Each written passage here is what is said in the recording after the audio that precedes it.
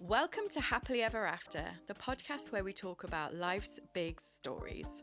From breakups and breakdowns to icky secrets and happy endings, it's the stuff that makes us human. I'm your host, Hannah Harvey. I'm a writer and a parenting blogger at mumsdays.com. That's mumsdays.com. I'd be really grateful if you could subscribe and leave a review because it basically means more people can find the podcast. And I also really love hearing from you, so please do contact me through Instagram at mumsdays with any of your stories really and you know how you relate to the episode or even questions that you may want answering. You can find all the details from this episode in the show notes. Hello and welcome to Happily Ever After. It's me, Hannah, and today I'm joined by Amber Horrox, who is a writer, a speaker, a coach. I know that you're working with people with chronic illness, isn't that right? Hi, Amber. Hi, Hannah. Thanks for having me. Yeah, you seem to have so many strings to your bow, and I can't wait to learn all about all of that stuff. One of the main reasons we were introduced by it's our mutual friend Claire Venus, is basically because, well, let's say I was having love issues and she basically said, you need to meet Amber because you put yourself on a sex ban. Is this correct? I did. I'm so honoured that she recommended me. Yeah, it'll be 3 years ago now. I'd come to the end of yet another long-term relationship, a 5-year one where this time we both got on the same page. We both had a talk about our future. We both agreed that we wanted different things. And we parted as friends, which was the complete opposite of how all my other relationships had ever ended. And in that space, I was about 2 years into a healing journey, healing myself from chronic illness, chronic migraine, fibromyalgia, tinnitus, anxiety and depression. So I was already, pretty far down that healing journey path. And I just identified that it was really time to end patterns and behaviours and cycles as I'd already begun to do with the chronic pain, chronic fatigue. And now it was time to end the relationship cycles. And the only way for me to do that was to quite literally put myself on a sex ban.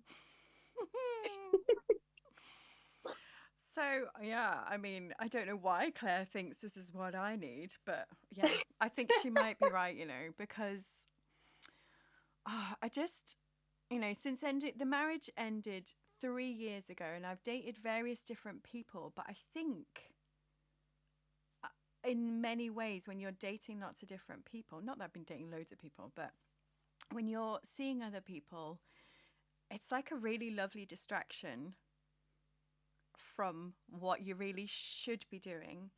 And so, yeah, the last guy I was dating, it was never going to work.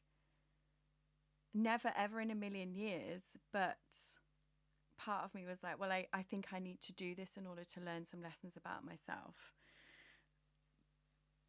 But absolutely, yeah. I mean, I hadn't realised until that last breakup kind of just over 3 years ago now that I was actually codependent. I was in these relationships after relationship after relationship, never really being fully wanting to be in them, but not quite realising that the reason that I was in them was out of codependency, was out of distraction, was out of running from myself. And also pretty avoidant in nature. I'd not realised that either until recently. My kind of relationship style's pretty avoidant. What does that mean? It really helped. There's this, I think there's like 3 known attachment styles. There's anxious avoidant, avoidant, secure, and anxious and secure. I'm now in a secure attachment relationship for the very first time in my life, but that's not how I've been in the past. So for me, avoidant is, it sounds a bit brash, but I couldn't really care if they were there or not. I couldn't care less if they were around or they weren't around. But you still wanted them there because you had that codependency. Wow, Yeah. that's a head fuck. And an addiction to sex. Did you? Because see, this is the thing that I'm wondering now. Like, I've got addictive tendencies. I quit drinking 6 years ago. Wow, that's amazing. But I know that it then went from that into sort of eating disorder territory. So, like, binging or starving and like managing life in that way. And then coffee for sure, addiction to that. But then I've Mhm. heard since that you can also be like codependency is a form of addiction. So Mhm. being addicted to drama almost. I was like, because my brother said that to me when I left my husband. He was like, maybe you're addicted to drama. And I was like, as if, why would anybody be? But I honestly think I might be because I'm It dating. sounds crazy, you know, like I've shared all those addictions that you've listed there, and I've also had to sit with the deep, deep, deep and dark discomfort that I'm also addicted to pain as well, you know, like, and it just logically, it just doesn't add up. It doesn't make sense. But when we dig a little deeper and really take our healing work that much further, Oh it's, my yeah, God. it's So yeah, something I've like just the drama in relationships is often very much it's a pain. mm-hmm. And I think that's the same for all of the things that we'll do, you know, whether it's taking drugs or alcohol, you always get the come down as well and the pain of that. Absolutely, yeah. I've never thought of it like that. So you came to the conclusion that in order to break this codependent cycle, you needed to have a complete sex ban. Did that mean you weren't dating? For me, it did, because the situation I would find myself in personally was that I would meet someone, I would have sex with them, and then 9 out of 10 times they'd want to see me again. And Mm-hmm. I would then become addicted to the sex. Excuse me. And so I would never, ever, not once did I ever sit and ask myself what I wanted. Was it right for me? What I was looking for? I never sat with any of these questions. So I would, you know, essentially go with the first person that came along, and that was it. And before I would know it, I would be in a relationship. I can totally relate to that. Yeah, even when, like, so the last guy I was dating, I have talked about him on the podcast a bit, the art teacher. But we met and he said he was dating lots of different people. And so, you know, if I wanted to continue seeing him, it meant that he was also seeing other people and I had to be okay with that. And I was like, yeah, I'm really fucking not. So I met him the next day and I was like, I really like you and I couldn't share you. But then a week later, I was like, oh, but we had great sex and he was really hot and he's really fun and really interesting and all the things I would want from somebody. But he doesn't want kids and I have two. So it was like, I knew it was a bad idea, but I still thought maybe I need to practice being with somebody and like that would help my codependency if I was with him knowing that he was seeing other people. That, I believe, is called addiction to pain. It was fucking awful. Oh, bless you. Bless you. And it lasted like that for 5 months. We finally became exclusive after 5 months. And then a few months after that, I was like, oh, you know, at some point it would be nice if we could go to the beach with my kids or something. And he's like, absolutely not, 100% not something he wants, which fair play to him. He was always honest and open about what he wanted. And there's also that element in a relationship like that, which I'm sure many of us and many listeners can identify with, where we're overlooking and sacrificing and putting to one side our needs, which are what we want or what's important to us and our values, all Yeah. in the name of, you know, whatever it is, being with someone, being desired, being wanted, being loved. Yeah, it's a really tricky one. And towards the end, Mm-hmm. I did notice that I was starting to get really anxious and didn't feel safe. And so, yeah, I mean, we try all these things and it's an experiment. It's not a failure, it's just a lesson learned. But Absolutely, and I really think we need a hell of a paradigm shift there as well. You know, we come out of a relationship, we see it as a failure, as though we've made a massive mistake, as though we've wasted, all this time in our lives. When I think I saw it first on Holistic Psychologist, we really need to normalize the endings of relationships. They are not failures. They are, growth experiences, something that we can take lessons from, really learn from about what it is that we want, what it is that we don't want, and really normalize the endings of relationships because it is normal. Totally. 100%. I think you just have so much to learn. And especially, we get to our, if you followed the normal, quote unquote, progression, you met somebody when you were in your 20s, you married them, you had kids, whatever, and then you split up and you're like, holy shit, I've never actually been single. How do I do this? Mm-hmm. So that was what I found. I mean, it was always one boyfriend to another with a really small gap in between. Yeah. So essentially I'd spent over 2 decades of my life never having spent any time single and on my own. Mm-hmm. And that was the first time, when I kind of set that sex ban, that was the first time that I'd had any time, real time on my own, fully for me. So I'm 1 month into mine. Wearing Yay. sex band green. I decided this was the right colour for this episode. What's green in the chakras? Is it heart?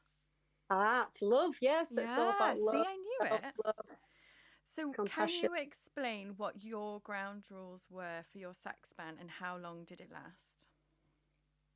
So I'd come out of that 5-year relationship. Just to backtrack a little bit, the previous relationship I'd come out of that I was in for 7 years, I absolutely knew it was, just call it what you want, but to me it was an inner knowing that I needed 1 year to myself, single, so that I could really heal from that relationship and heal from the heartbreak and the pain and the upset that caused.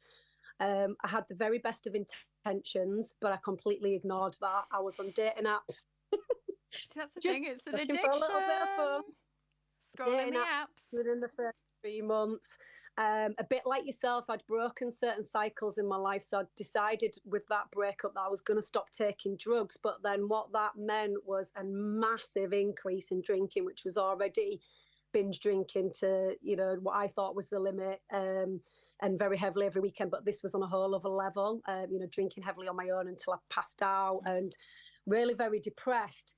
So within 3 months, I was in a new relationship. So with the end of that one, 5 years later, this time round, and the introduction of sex ban, because I knew I needed that year from the previous relationship, I initially set a term of a year, and that's where that came from for me. And really continued the path of healing that I was on, and really for the first time healed the heartbreak from the 7-year relationship. That in the end took me a little over a year. I think it was nearer a year and a half, when I could really finally turn around and say, I feel no kind of emotional attachment to this guy and this person at all. And yeah, I got a bit of a shock in my life because I ended up being single for 2.5 years. In the end, I thought it'd be about a year. 2.5. Well, just going with the flow. A big part of my healing journey has been to go with the flow a little bit more and take it as it comes. I was very clear in terms of my ground rules: no dating, no apps, no looking. Really spending that time getting clear on what I wanted, what I was looking for, what was important to me. And funnily enough, Dave, it was Claire Venus' husband. So I've been working with him for about 4.5 years. He's my bodywork therapist and yoga teacher and all-around space holder. And he passed me a book called Fierce Medicine, written by Amber Horrox. Now, she is fucking fierce. I don't know if you've heard of her. Well, she's my... I teach at Forest Yoga, so I've read... Of course you do. Of course you do. So he passed me her book. Oh my gosh! Oh my goodness! He passed me her book, and towards the end of that book is actually a section on ethics. So whether that's relationship, sex, spiritual, religious, family, whatever it is, there's a section at the end on ethics, and I really sat with that. It was the first of the 3 lockdowns I think we're in at the time. So I was really fortunate to have been gifted that time and that space. And I really sat with the ethics, and I have brought them here if you'd like me to take you through them and read out what I wrote, which is now, it's June 2020, so it's just over 3 years ago. I would absolutely love to hear them, please, if you don't mind. Not at all. We'll see how it goes. Here it goes. So the ethics, which interestingly enough, the first one that was recommended was relationships. The second one was sex. I saw them as very blurred and sat down and wrote ethics to me were around relationships and sex. And there's 4 different elements to it. So there's the goal ethics, which are obviously the goals of the person that you want to become and give you areas to develop on yourself. There's the action ethics, and obviously, of course, that's the action that you're going to take towards achieving what it is you desire. And then there are taproot ethics, which are, I think that's what that's so the taproot ethics are to really hone in and check in on the work you've already done to get to where it is that you want to be, which I really think is worthwhile kind of honouring and recognising and valuing as well. And then entrapment ethics, which was especially good for me. What is it that's going to trip me up? What's going to stop me from getting to where I want to be? What's going to hold me back? So this is kind of what I wrote there and then. So goal ethics. I mean, incidentally, I read these out to, I know we're probably going to come on to it, but my partner now, who I met just several months ago, I read these out to him last night, and he couldn't believe that I'd written something 2.5 years before we met and then brought it into life in the way that we have. I've got goosebumps. Oh, thank you. I can't wait. Go on. So the goal ethics to align with a true life partner that starts on the basis of a friendship where we discover shared healing, values, goals, beliefs, interests, visions, before we even think about the physical side, which we both know will be great, intimate, fulfilling. A shared and previously unexplored interest in tantric sex, which is an adventure we'll embark on together. An authentic love, unconditional, deep like the ocean. We'll create a life together. And I just wrote a few things down, like wild camping, mountain hiking, hiking in the hills, dancing in the kitchen, travel. Someone I can learn to hold space for and can do the same for me. We are both loyal and faithful to one another. He really compliments me and grounds me, is supportive beyond measure, loves me even when I go into a dark place or turn to a dark side. Someone I can learn to do this with myself. And like swans, bonded for life, learning from our successes and our failures. Oh, I love it so much. That's mine. Good. Please say. It's absolutely and then the action, beautiful. Thank you. The action ethics were to have an unwavering trust that this person does exist for me and that I too am exactly the spirit they are seeking.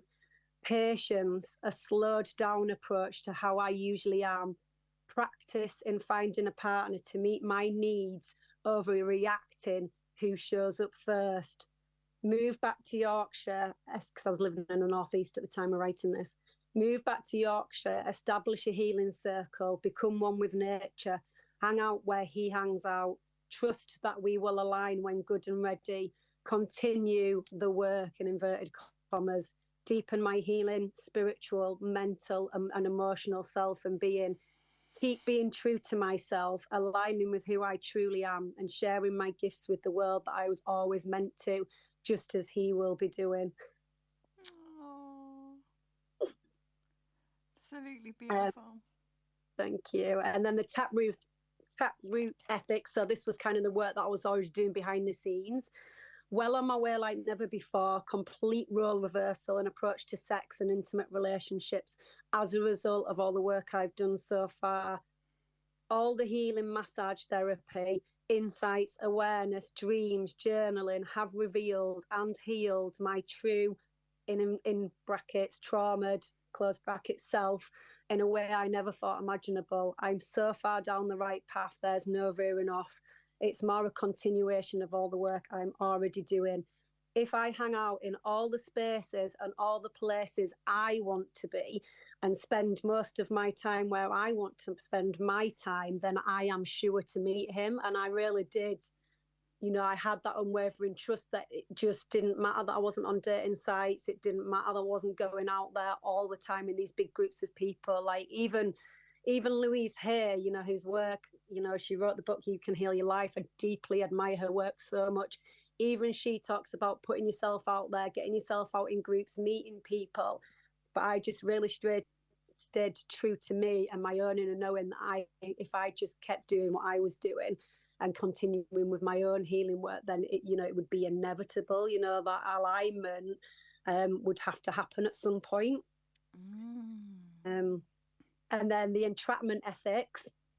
So this is the kind of thing that could have knocked me sideways or took me off path. Kind of the beliefs. This was what came out of it when I sat with it anyway, was the beliefs, it's not true, it doesn't exist, you're not good enough, you're not worthy, if you don't know what you're doing, you don't know what you're on about, as if acting on loneliness, neediness and desperation. I mean, I never realised that was where a lot of relationships, my previous relationships, had been born out of, that neediness, that desperation. I guess to be with someone, to be loved, to be wanted. So yeah, I knew then that acting on that loneliness, neediness and desperation, instead of feeding myself and nourishing myself, love and attention and taking care of my own needs, would be something that would really trip me up, or potentially could trip me up. Totally get that. It's funny you say that, because when I go on dating apps, the first day's a flurry of like, this is really exciting. And then very quickly it turns into that desperation. And I think it's because you're feeding off everybody else's energy. There's like an app energy. Do you get what I mean?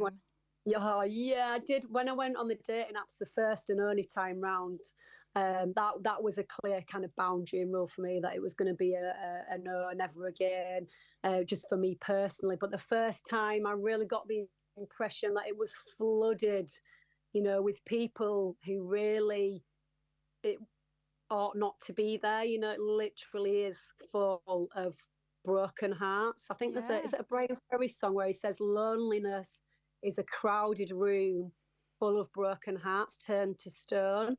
And I never realised at the time that what was being reflected back to me, was myself, but I really, I just got the impression that, I know a lot of people that have met happily met on dating websites, all the dreams have come true, married with children, really happy. So it's not in any way that I'm against it at all. It was just for me, it was just that, identifying with that sea, if you like, of people that, is it the best place for us? I don't know. Is it the healthiest? Yeah, I wonder if it's just a big mirror. And actually you can get from it what you want depending on how you feel.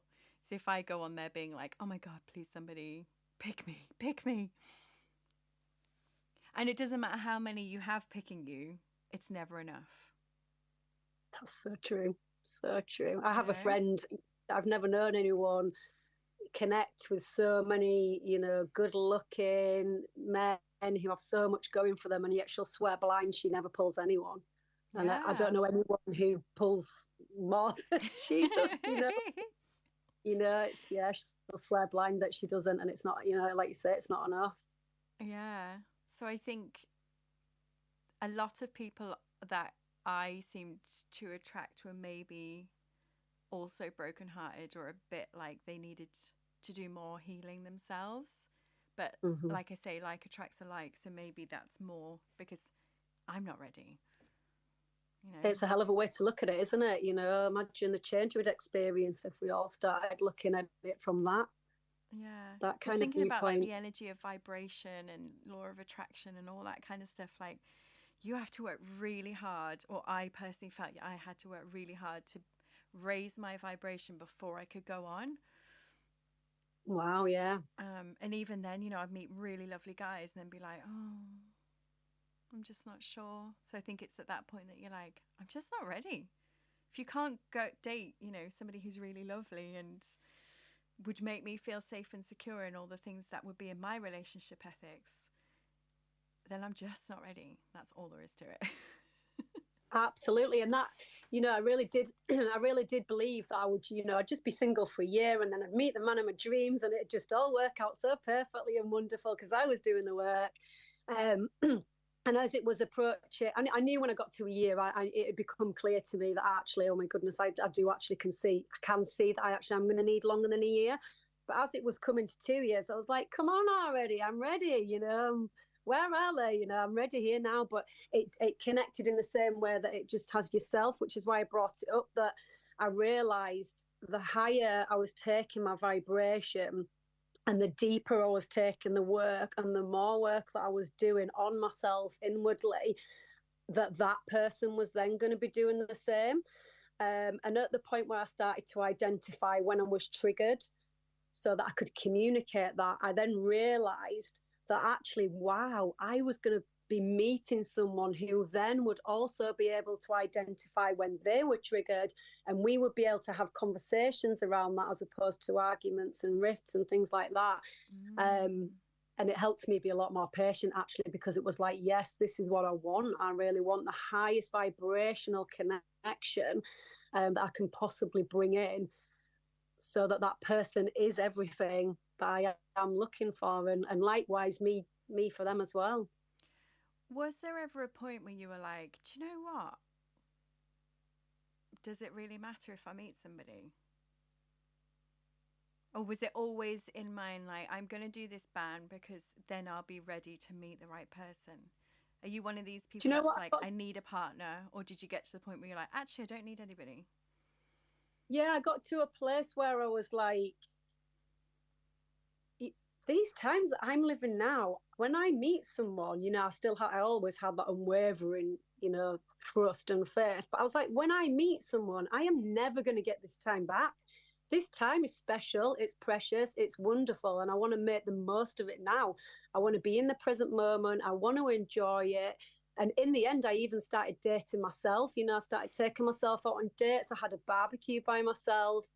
I took myself to the cinema. I went on days out exploring, on walks. I even got in bed with a tub of Ben and Jerry's one night, and we had a real date sesh together. And I really started. I really started to embrace, this newfound freedom that I had that I'd never had before, where I could do what I wanted and, be what I wanted and get to know myself and enjoy spending time with myself.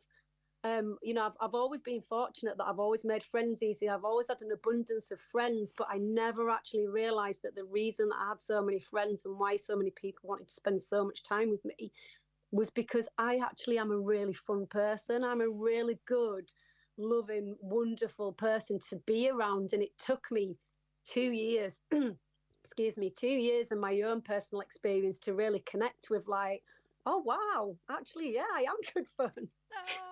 I am pleasurable to be around. This is why I've got so many friends. I want to make the most of this person for me, for myself right now before someone comes in. Totally. That's lush. I'm going to take her out for a date. Me. Yeah, I recommend it to all, honestly. It was the best dating experience of my life. Oh, do you know that happened recently where I was meant to be meeting somebody, I don't know, like 2 or 3 months ago for a date, but I was like, let's meet on the beach because I wanted to go for a walk, and then he cancelled and I was like, I'm going to go anyway. So if you just make sure that you're doing things that you'd want to do even if you're on your own, then you're always going to have the opportunity to date yourself. And I went and bought myself an ice cream and I laid on the beach and I went in the sea and it was just really lovely. Lovely. So, okay. We found love in the end. How... So it was a year and a half and then you're like, felt like you'd healed or done what you needed to do. And then it was another year until you actually met somebody. That's right. Now, I heard through our mutual friends that maybe you'd done some kind of like accidental spell on yourself that needed undoing. That you'd accidentally put yourself in some, what's it called when you have to wear something around your waist? A chastity belt. A chastity belt. So when was it? I think it was around September last year. A friend, or maybe even in the summer, but somewhere leading up to there, a friend had come and we were doing card readings, and a card came out talking about this contract that I'd set myself under. And I immediately knew it was talking about the sex ban. But I was like, I had no idea that I put myself under a contract. I didn't see it like that. And then I reflected and I was like, well, I actually haven't had sex for 2.5 years. Me, this person, me, the sex addicted person that I was, that had to be a contract. Like it had to, like to 2.5 years. And I was like, wow, it actually worked. Like, that's amazing. And then 2 days later, another message came through again, like, you've got to release this sex ban. I was like, sex ban contract. I was like, okay, I'm listening. I'm going to release this sex ban contract. I had no idea I'd like put myself under this kind of like energetic. You hadn't intentionally done it? No, well, I put myself on a sex ban, but I hadn't realised that I'd set a contract with myself that I was now going to honour for like, like what then turned out to be 2.5 years. So I was like, okay.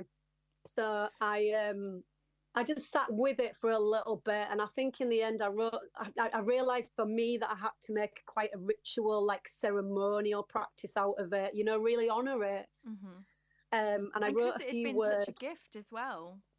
Yeah, that time had been such a gift. It's like you almost need to seriously pay tribute to what you'd learned during that time. You've just put it so well, because I wouldn't have been able to articulate in the way that you have. These words just came out, and I think from memory they were along the lines of, expressing gratitude for this time and the benefits that it had brought me, in that I had actually broken these old patterns of behaviour and cycles, never to be repeated again. It was huge. And then with that, I think it was a couple of years ago, I did a witchcraft course in the third lockdown, just to entertain myself, and we got tasked with casting spells. And one of my friends asked me to cast her a love spell. And so I did. I'd never done one before in my life, and I cast her a love spell, and I just worked with her a little bit to get her really thinking and connecting with what was really important to her and what was meaningful beyond, someone who earns good money and owns their own house and takes her out to dinner and all the rest of it. I really got her to dig a lot deeper and buy a picture of love, or a couple, or something that would really invite in what she wanted.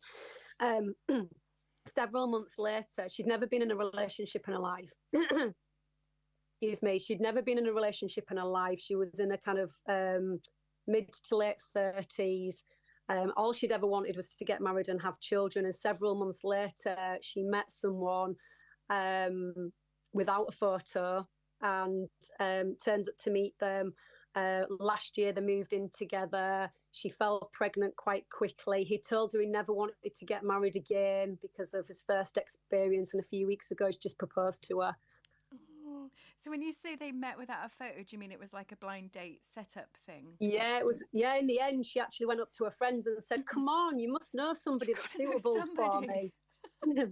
And they were like, actually, he's been single for quite a while, taking time out for himself. And we do have someone in mind for you. And she was like, I don't want to see a picture. I don't want to hear anything about him. Just set me up on a date. I want to go and meet him for myself in person and really get to know him. Yeah. That's amazing. So you did a spell on her. Did you use this spell then on yourself? So when the contract, releasing that contract that I set myself, came in, and I made that real ritual and ceremonial practice out of it. At the time, when I cast a love spell for my friend, it came to my mind that I could do one for me, but it didn't feel energetically, aligned already at that time. But once I released the sex ban contract, and it turned out to be, I then realised, now's the time. I'll cast a love spell for myself. So this was around kind of September, maybe even approaching October last year. Within a few weeks of releasing releasing What and did you letting go of do the sex ban. to let go of the sex ban? So you had a little ceremony. Did you like burn something? Did you write something down and burn it? Did you release something So into I the wrote river? a few words. I guess you might say it was a poem. It was just a few words that came to me that were expressing gratitude and being thankful for the benefits that it brought along. I probably lit a candle. I laid down on the bed and actually did some meditation around it. And that was it really. You know, I didn't follow any specific guidelines or research it. I did it was the same when it came to casting the spells. It was just what felt right and what came along at the time. Yeah. Mm-hmm. And I suppose if anybody feels like something is stuck with them, like they've accidentally signed a contract for something, they could do that kind of practice, couldn't they? It's like, okay, this is what I want to do, and then meditate on it and maybe burn it, or just do something ceremonially so that you energetically feel like, okay, now we're ready for the next bit, which is your beautiful spell that you did, your love spell. Is that right? Yeah, so yeah, I believe that we can do that now. I mean, that was the first time I'd ever done anything like that, but I absolutely believe we can do that. And I mean, here I am, and it's worked. So, yeah, then into a love spell, and I think I collected like a couple of white feathers. Well, maybe coincidentally enough, but nothing really is a coincidence, is it? But my friend had bought me a love spell candle for my birthday that year, and I'd not burnt it. I'd like, like you do, just kept it special. And I was like, right, I'll use my love spell candle, get some feathers. I wrote a few words which turned into a poem. I brought them here if you'd like me to read them to you. 100%. Yes. And then I brought it all together, the candle, the feathers, and the words that I'd written, and cast my spell. Or really, you could look at it that you're setting an intention, you're getting clear on your intention, what it is you really want, what it is you're really ready for. And to me, it's all about communicating that to the universe so that the universe can meet you halfway and help you bring that in. So the love spell, this was just what I wrote from the heart, really. Cast a shadow of love on me. Fill me from head to toe. Envelope me in your wings of love. I am open to loving freely and without conditions. No setbacks, no limitations, nothing to hold me back. I open myself up to being vulnerable and loving with my whole heart. It's my time now. It's our time true. Calling in all that is meant for me, releasing all that isn't. Melt my fears, heal my heart, mind, body, and free my soul. A love that is deeply awakened, ours forevermore. Mine starts with me and yours starts with you, bringing us into alignment and binding us together, and so mote it be. Oh. And so after you did that, how long was it until you met your fella? So for me, it was probably about 2 or 3 months. Yeah, 2 or 3 months. And interestingly enough, when we did get together, he came to my holiday home here where I live in Crowell, which is about 25-30 minutes from where he lives. And he said, I really feel like you've got me under a spell. And I was like, oh, funny you should mention that. I do. I literally have you under a spell. Both of us. Oh my God, I love it. And did you feel differently afterwards? Were you like, oh, but not in a like, right, I'm going to go and on the prowl. Do you know what I mean? That you didn't suddenly go, right, where's the dating apps? You were like, no, I'm still going to keep doing what I'm doing and trusting. Yeah, I was still, for me, it was about alignment and the energy of it and feeling aligned with where I'd been, where I'd come from, where I was, what I was working towards, and just continuing to sit with ease with that and trust, this unwavering trust and inner knowing that when the alignment was there, it would happen. And funnily enough, as the time from the point of doing the love spell to right up to just before I met my partner, friends were turning around and saying to me, clock's ticking, Amber. You're not going to meet anyone sat at home in your pajamas. They're not going to just come knocking on your door, And I was kind of like, yeah, well, I think they are. So I'm just going to keep doing what I'm doing. That's great, because I think some people would be like, after the first month, like, oh, it's not fucking worked. It's not worked. Where's the dating app? I'm bored. I'm not watching Strictly Come Dancing again on my own. I can't do it. So you just kept sitting in your pajamas, watching Strictly Come Dancing on your own. And did Quite he come literally. and knock on your door? He didn't quite knock on my door. So just before Christmas last year, kind Is of he true to Santa? form. He came down my chimney. It felt like it. Ooh. Sorry. So just before Christmas. I could really take that on another level, but I won't. So could I. Oh. So yes, just before Christmas. So yeah, just before Christmas, one Friday night, true to form, I'd been out for a walk with my neighbour and his dogs. It was like tea time, about like, I don't know, 5, 6 o'clock. I got home. Of course, it was dark, wet, wintry. I put my onesie on. I sat on my sofa. It was about 6:30. And I checked my phone, and my friend, she's actually my beauty therapist, so I see her once a month for a facial and a pedicure and things. She'd messaged me a picture of him saying, I've shown him your picture. He thinks you're really pretty and he'd like to meet for a walk. How did she know him? So she'd known him for nearly all of her life. She was like, he is an amazing man. She was a really, really close family friend. And what had happened is she'd been, unbeknown to us, unbeknown to either of us, she'd been talking to his mum about me for quite some time, but his mum had been, just letting her know that he wasn't ready yet. And my boyfriend actually said, I don't know what it was that day. He'd always been upstairs working from the office upstairs at his mum's for a big chunk of that year. And Ellie, our mutual friend, was downstairs in the kitchen, and he said, I don't know what it was that took me downstairs, because I'd normally just continue working. And I went downstairs, and Ellie showed me a picture, and he said, it's totally out of character for me, but he said, I just turned around and said, is she fit? Oh. And Ellie had gone, well, actually. Yeah, she is. And she's really nice. Yeah. And she's no longer on a sex ban. Oh, I love a good love story. That's amazing. So you kept the faith. I guess I should probably ask you about all the other stuff you do too. Because you have loads of different strings to your bow. So that was like, this is over the last 3 years you've been through this process. But obviously, in addition to not having sex, you've also been working and like doing loads of witchy things. So what's kind of your main stuff that you do? So last year, because I've been on a hell of a healing journey in the last 5 years. 5 years ago, I was completely disabled by illness. No longer able to function, get out of bed, go to work. I had no mortgage insurance, no sick pay, no immediate family to help.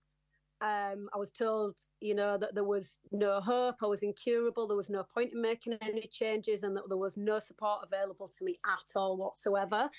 And that I was just now like living with the world's second most disabling disease, and that was that. Luckily for me, at the same time, I really see it that I had a massive awakening. I really woke up to complete disability by illness, and for the first time in my life connected with this kind of inner strength, inner power, inner wisdom, my own inner knowing and intuition, and which really unleashed, as I term it, like the warrior within that I didn't, this warrior that I didn't even know was there. And as part of that, of losing my career, my income, I retrained to work in beauty and offer a mobile beauty service purely so that I could work around the illness as and when I could, and try and keep a roof over my head. I did end up selling my home just so that I could continue prioritising my health above everything, as I continue to get well and well and well. And last year I moved into a holiday home on Seven Lakes Country Park, which is 200 acres of land, beautiful lakes, woodlands, and here I launched Retreat With Me experiences. So I host Retreat With Me days on a one-to-one basis, mainly for senior leaders, change makers, business owners, anyone really who's looking into bringing change and transformation. So that might be chronically unwell people as well. And there are 3 experiences. So there's the bring back the balance, where I really help people kind of, connect back in with themselves, ground themselves, bring back balance into their lives through yoga and various practices. And an expansive experience, which is a full body work channeling, where I channel messages from beginning to end from the body of the client that I'm working with that day. And I'm just about to launch a couples retreat with me day. Ooh. Couples as in like romantic stuff? Yeah. So for a couple who would like to come and join me here for the day and, connecting with each other and spend the day together. Like, not mediator, but just somebody to bear witness to the connection that they need to make with each other. Yeah. And see where they'd like to take that and what they might like to kind of work on or improve or identify, and just bring them together, maybe even help them get clear on what's important to them, what they're wanting and their vision, so that they can really work towards that together as a couple. Yeah, bring out the ethics. Yeah, that's something I haven't been able to do with any previous partner before that I can do now, which is really look to the future and talk about that vision and how we might bring that to, how we plan to bring that to life. Amazing. So I guess to end, I was going to ask you, like, would you have any tips for someone who's, because a lot of my audience in like either going through a breakup or kind of just working out who they are and what they're doing next kind of thing. So, but specifically for heartbreak, since we have been talking about sex bans, what would be your tips for, I guess, processing that and then getting yourself ready for the next stage? For me, I would really encourage you to take time out to really heal. Like I mentioned, at the end of the 7-year relationship, at the back end of 2014, I knew, I just had this inner knowing that I needed a year. However, I had no idea that you actually can take time out. You can heal a broken heart. This is possible. And that is something that I would really encourage and recommend now, because that is possible. And I do wonder why, as a society, we are not taking time out to do that. It's not uncommon for us to move from one relationship to another. And in that time out, take time out to heal, take time out to be alone. Speak with a therapist if you feel that you need a little bit of extra space holding for you. For me, it was very much the deeper end of the healing by the time I did eventually take the time out. So for me, it was more about the body work and the yoga and the deeper healing treatments. But yeah, I think this time will be invaluable for you finding out more about yourself, for connecting with who you truly are and what you want, what you desire, what's important to you, what a relationship means to you even. I don't think we even sit with that necessarily. We have all these ideas of what we think it looks like and what we've been sold, particularly in the fairy tales and the movies. And I think the harsh reality is that it's none of those things. And actually, we can take that back. We can actually sit and assess what it means to us now and what our idea of a relationship is and looks like. And doing so will really help you to break the patterns and heal, free yourself from any cycles and behaviours that you no longer wish to keep sitting with and repeating. I would also encourage others to really feel the way through. I mean, one of the biggest lessons that I've learned this year, that as human beings, we are capable of feeling pain. We are capable of feeling disappointment. We are capable of that. So let's take that time to really sit with that and feel our way through that.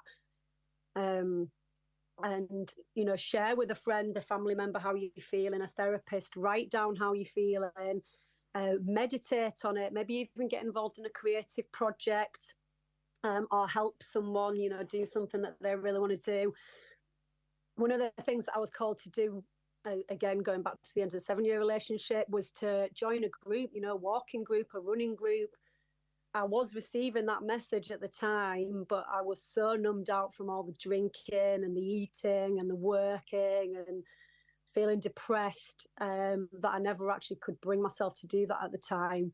And it would have been one of the most, kind of healing and nourishing things for me to do, really, that would have got me connected to a new circle of friends, a new group of people. And who knows where that would have led back then. But yeah, there are a few things I wanted to share with you today. Oh, that's perfect. I feel like I'm doing some of them, so that's really good. Like a big thing for me recently has been getting in the sea. But in doing so, I have made so many new friends, and it's just completely, it's like if you're always moving in this particular circle, you miss everything else. So when you suddenly start trying something new, you're like, whoa, all these new connections, and connecting with people like completely not for sex. For all of the other millions of wonderful reasons that you would want to hang out with other people and connect with them and have beautiful non-sex moments. Absolutely. And we have such a focus, don't we, on romantic relationships, as though that's the only relationship of significance in our life, when there are all the friends that we could be making and acquaintances, people we work with, family relationships extend so far beyond the romantic variety. Yeah, absolutely. Well, this has been incredible. I feel like I've walked away with a much clearer idea of what it is I need to do and why. And it is a bit daunting, but I think it's the same as when I stopped drinking. It was like, I'm just going to do it as an experiment and just see how long I can go, but not put a time limit on it as such. Wow, that's a really good tip, and that's a really good way forward, because then there's not as much pressure, is there, or expectation. It's just like have a little play around with it, have a little bit of a fun with it, and I have see said where 6 months. I thought 6 months feels like a manageable chunk, and then we'll just see how it goes from there. Because when I got to 6 months of not drinking, I was like, I'm not stopping now. Wow, that's amazing.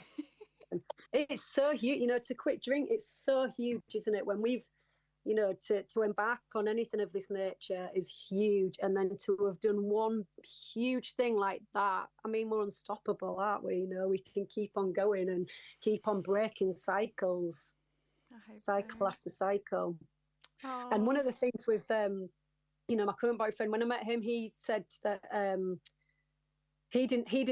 he knew what he wanted and what he was looking for. He's got really clear on that as well. But he didn't realise that someone like me would exist, as in someone like me that's doing the work to the extent that he was doing it. Whereas for me, it was an absolute non-negotiable. It was, it was utterly essential to find someone who was doing that work to the same extent. But never at any time had I given any thought to what that might be like when I actually did. Yeah. I just knew it was non-negotiable, but then to experience it and think, wow, I hadn't even thought what this would be like, is just like, mind-blowing. Love it. Well, thank you so much for sharing so openly, and your beautiful spell and all your ethics, and just there's so much juicy stuff to take from this to for the future. So I really appreciate it. Thank you, Amber. You're so welcome. I've thoroughly enjoyed it myself. Thanks for the opportunity. You're welcome. All right then, thank you so much for listening, and I'll see you again next time for another episode of Happily Ever After with me, Hannah. It would be amazing if you could leave a review and subscribe. And of course, if you've got a friend who might enjoy this episode, please do pass it on. For anything else, you can get in touch with me through Instagram at mumsdays, or by my website, mumsdays.com. And did you know that I've got a newsletter? So it's the best way to stay in touch and to make sure you don't miss any podcasts or any freebies or competitions that we're running. And again, you can sign up to that through the website.